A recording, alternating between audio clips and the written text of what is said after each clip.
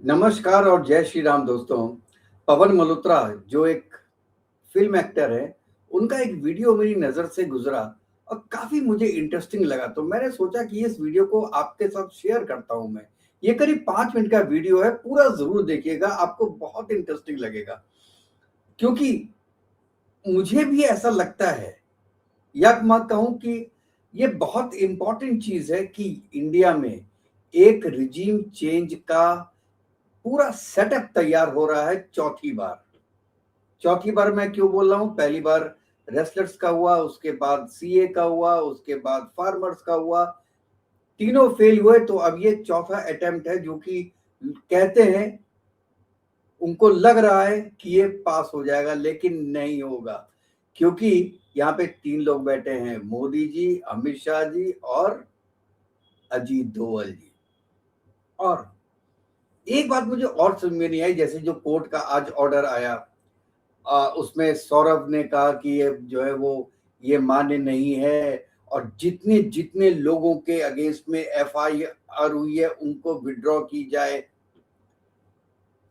देखिए, उसने ये बोला कि जो पहले की एफआईआर ऑलरेडी हैं, जब 2003 में 2004 में कभी हुई है, वो तो स्क्वैश नहीं हो सकती। क्वैश कौन सी होंगी? जो कि इसके प्रोटेस्ट के रीजन से हुई है। फेयर इनफ, ये बात ठीक है आपकी। लेकिन जो अभिजीत दीपके हैं, उन्होंने क्या बोला था 24 तारीख को, आपको याद है? उन्होंने ये बोला था कि ये बड़ा पीसफुल प्रोटेस्ट हो रहा है, और यहां जितनी भी गुंडागर्दी हो रही है, जितने लोग गुंडागर्दी कर रहे हैं, जो पुलिस की गाड़ियों को डैमेज कर रहे हैं, वो खुद या तो पुलिस के आदमी है या बीजेपी के गुंडे हैं, और ट्रकों से भर के वो पत्थर लेके आए हैं और खुद पुलिस पे पत्थर मार रहे हैं। तो भाई मुझे एक बात बताओ, जब वो खुद बीजेपी के हैं या पुलिस के हैं, तुम्हारे तो है नहीं वो, तो तुम्हें क्यों दिक्कत हो रही है उनके अगेंस्ट में एफआईआर लॉन्च करे? तो ये चीज मेरे समझ में नहीं आई। अगर जितने भी वहां पे प्रोटेस्टर्स जो वायलेंट हो गए थे वो आपके हैं ही नहीं, तो आपको क्या प्रॉब्लम है कि उनके अगेंस्ट में एफआईआर हो जाए? तो चलिए दोस्तों, ये वीडियो सुनते हैं, उसके बाद थोड़ी सी बात करेंगे, बस ज्यादा नहीं, सुनिए। और दूसरा चीज, सुसाइड कमिट की है, आपका पेपर कैंसिल हो गया इसलिए आप सुसाइड कर ले। कितने लोग वहाँ एजुकेशन सिस्टम की बात कर रहे थे, कितने लोगों ने एजुकेशन सिस्टम की बात। पुलिस वालों का आप बोल रहे हो उनके ऊपर आप केसेस कीजिए, आपको फुटेज दिखा दूं, वो खड़े हुए थे, आपने उनको मारना शुरू किया, स्प्रे करने शुरू किया। और अगर यही लोग जो आपके लीडर्स थे सपोजिटली, वो तो नहीं थे लाठी की टाइम में, एक ट्रक में बैठा था, एक कॉफी शॉप में बैठा था, एक कहीं मॉल में बर्गर खा रहा था। Use your brain, somebody is using you और आप अपने पाँव पे कुल्हाड़ी मार रहे हो। डीप थॉट्स अभी तो नहीं रहता है, इतना सोचना, इतना तो नहीं सोचोगे, हमने तो जी लिया है, आप लोगों के फ्यूचर है। ये जो खड़े होकर वहाँ जो भी बोल रहे हैं, जो भाषा का इस्तेमाल कर रहे हैं, आप अपने पाँव पे कुल्हाड़ी मार रहे हैं। जो आदमी आपके लिए अच्छा कर रहे हैं, जो देश को ऊपर लेके जा रहे हैं, do you realise how much money is being pumped into this country to stop this country? क्योंकि उनकी मार्केट थे। आप खुद बनाओगे चीज़ें, अब कैसे बनाओगे? हटा देंगे उनको। हमें वही लोग चाहिए जो हमसे सामान खरीदें, जो मेक इन इंडिया की बात नहीं करेंगे। तो आपके दर्शन में फ्यूचर कौन सी साइड में जा रहा है? क्या हो रहा है? क्या कैसे देखते हैं? मंथन चल रहा है, अभी भी मंथन चल रहा है। कब मक्खन निकलेगा पता नहीं, हो सकता है कुछ लोग उसको रोक दें, कोशिश कर रहे हैं। somebody even said कि अभी वोट से तय नहीं होगा, सड़क से तय होगा। अच्छा, पुलिस वालों का आप बोल रहे हो उनके ऊपर आप केसेस कीजिए, आपको फुटेज दिखा दूं, वो खड़े हुए थे, आपने उनको मारना शुरू किया, स्प्रे करने शुरू किया। मेरे फुटेज की आप कैमराज तोड़ रहे हो। I know some people might go against me, but if I young don't speak, generation will go against you. No, young generation में किसमें कितना दिमाग है वो उसके हिसाब से चलेगा ना। वो सिर्फ जोश में आके और गंदी गंदी गालियां दे, किस तरह की भाषा बोल रहे हैं आप 500 लोगों के सामने? You are doing things which I can't even say. आप देखिए footage, you are showing yourself sitting on somebody's shoulder and dancing in 500 people. उससे आप ये सरकार गिराएगी। और क्यों सरकार गिरानी है आपको? क्योंकि बाहर से फंडिंग आ रही है और आपको बोला जा रहा है कि आप इंटेलेक्चुअल हो जाएंगे। आप बैठ के तर्क कीजिए ना। और अगर यही लोग जो आपके लीडर्स थे सपोजिटली, वो तो नहीं थे लाठी की टाइम में, एक ट्रक में बैठा था, एक कॉफी शॉप में बैठा था, एक कहीं मॉल में बर्गर खा रहा था। पर सर और उनको स्टूडेंट्स अगर बोला जाए कि यही सेम चीज आप जाके पंजाब में पेपर लीक हुआ हाँ या कर्नाटका में हुआ, तो there is no answer for it. Use your brain. somebody is using you और आप अपने पाँव पे कुल्हाड़ी मार रहे हो। समझिए, ये देश आपका है और देश यूं ऊपर जा रहा है।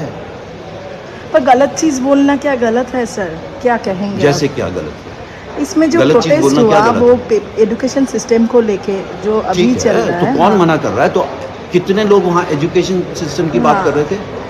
कितने लोगों ने एजुकेशन सिस्टम की बात की? आप तो पहले, अब चलो फाइनली रेजिग्नेशन हुआ, सही हाँ, हुआ, हाँ, गलत हाँ, हुआ, हाँ। हुआ। अब आप बोल रहे हैं बाकी भी दें, तो बेसिकली वो तो बहाना था। अगर आप एक्चुअली एजुकेशन सिस्टम के लिए, तो फिर कर्नाटका या पंजाब क्यों नहीं जा रहे? I am just asking a very simple question.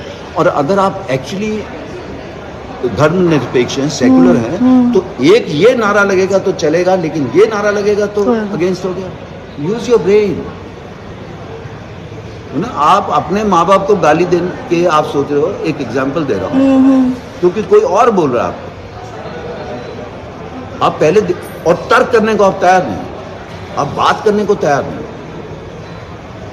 somebody else has hijacked your thing, और हाईजैक पहले दिन से था। बाहर से पैसा आ रहा है, यू नो, वो खड़े होकर बोल रहे हैं हम तो आपके पर लिए। फॉरेन मिनिस्ट्री जो कह दिया है कि कोई बाहर से पैसा नहीं आ रहा है, ये भी तो हुआ है सर। कौन कह रहा है? फॉरेन मिनिस्ट्री कौन कह रहा है? आपका खाना इतना सारा कुवैत, पाकिस्तान और बांग्लादेश से वहां पहुंच रहा था हाँ। ना, है ना? और कौन कह रहा है? ये वही तो बिल आ रहा है कि फॉरेन जो भी पैसा एनजीओज को आ रहा है, आप जमा कराइए और बताइए किस लिए आया और क्यों आया और आप कहाँ लगा रहे हो। तभी तो ये सब लोग जिनको एनजीओज हैं सब आके वहां इकट्ठे हुए। सोचिए, कौन कह रहा है बाहर से पैसा नहीं आ रहा है? सोरस ने तो खड़े होकर बोला इतने बिलियन दूंगा। आपका यूएस एड ने, ट्रंप ने ही बोल दिया कि वो इतना ज्यादा बोलता है तो कभी कभी गलत भी बोल गया, बता गया कि 21 मिलियन सोचा गया था सरकार को गिराने। बोल रहे हैं ना, तो ये लोग सच बोल रहे हैं, बाकी सब झूठ बोल रहे हैं। एंड अगर फॉरेन एड से नहीं होता, थोड़ा दिमाग लगाइए, बांग्लादेश क्यों गया? तो प्राइम मिनिस्टर ने सिर्फ एक वो एरिया देने से मना कर दिया। नेपाल क्यों गया? ओली तो भाग गया था जिसके लिए मेन शुरू करवाया उन्होंने। आपका पाकिस्तान क्यों गया?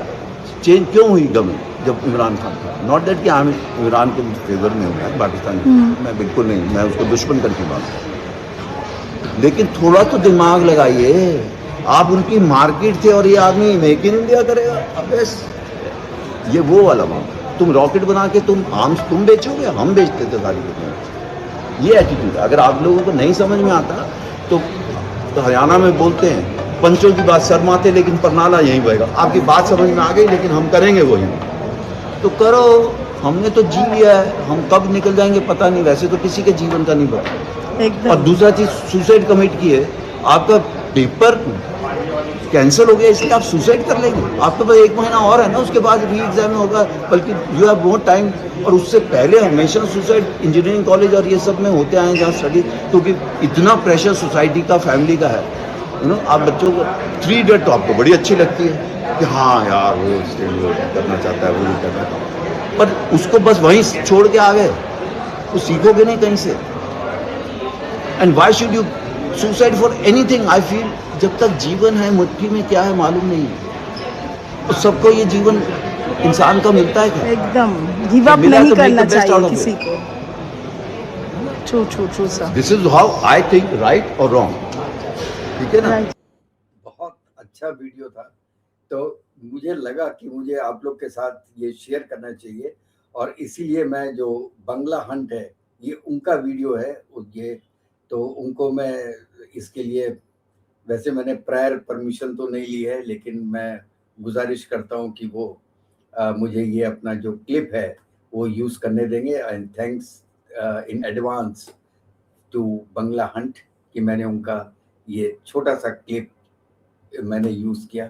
लेकिन जो भी ये पवन मल्होत्रा जी ने बोला है, ये बिल्कुल कटु सत्य है। कटु सत्य जिसे कहते हैं ना, कि इसमें कोई दो राय की बात नहीं है कि ये फॉरेन फंडेड है, एफसीआरए के अगेंस्ट है और रिजीम चेंज का एक और अटेम्प्ट है। और ये अटेम्प्ट्स तब तक चलते रहेंगे जब तक इंडिया में मेक इन इंडिया होता रहेगा, सेमीकंडक्टर की फैक्ट्रियां लगती रहेंगी, कार बैटरीज की फैक्ट्रियां लगती रहेंगी, इंडिया हाइड्रोजन पे अपनी ट्रेन चलाता रहेगा। और जितना डेवलपमेंट हो रहा है इंडिया में, वो जब तक होता रहेगा तब तक ये अटेम्प्ट होता रहेगा, या जब तक बीजेपी है। कोई दूसरी पार्टी आएगी तो वो प्रिक्योरमेंट खत्म कर देगी। आपके पास फाइटर जेट्स, आप जानते हैं 40-40 साल से कोई नहीं था बाहर वाला, पुराने पुराने आपके पास रखे हुए थे, मिग्स, जगुआर आपके पास लेटेस्ट होता ही नहीं अगर बीजेपी गवर्नमेंट नहीं होती सेंटर में। ये समझिए प्रिक्योरमेंट होता ही नहीं, हमारे सैनिक मरते रहते, अपने ट्रायल्स में ही मरते रहते।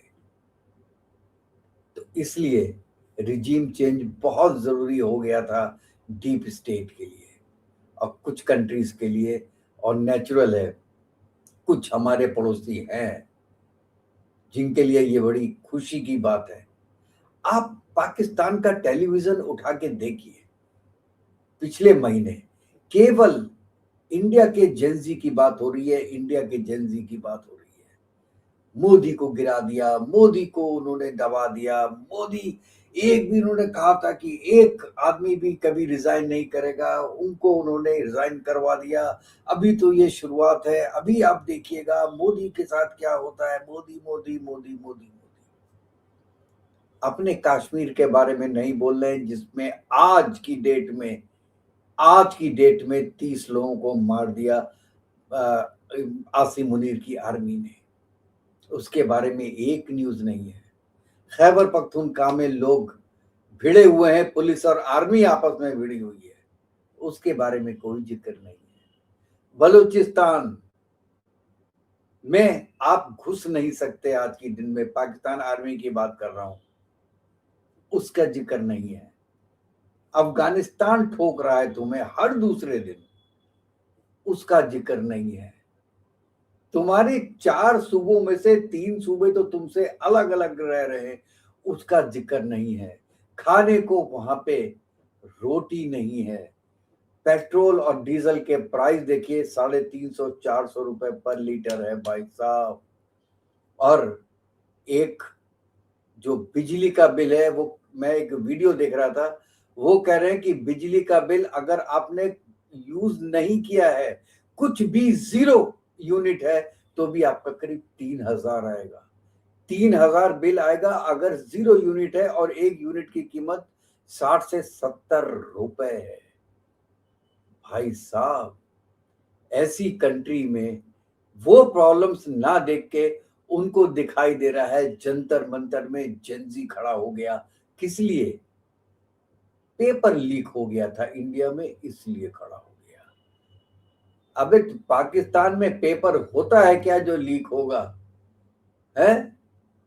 चलो साहब, तो मैं ये कहना चाह रहा था कि अल्टीमेटली आप देखिएगा, अल्टीमेटली ये होगा कि ये प्रयत्न जारी रहेगा इंडिया को डीस्टेबलाइज करने के लिए। ये अब हम भारतीयों को सोचना है कि हमको किसका साथ देना है, अपनी गवर्नमेंट का साथ देना है या अराजक तत्वों का साथ देना है जो देश को डीस्टेबलाइज करना चाहते हैं। ये जो डिसीजन है दोस्तों, ये आपके हाथ में है। तो ख्याल रखिएगा, और जो भी डिसीजन होगा सोच समझ के लीजिएगा। तो नेक्स्ट वीडियो में मिलते हैं, तब तक के लिए जय हिंद, जय भारत, वंदे मातरम। खुश रहिएगा, स्वस्थ रहिएगा, और एक बार और मैं बंगला हंट को धन्यवाद।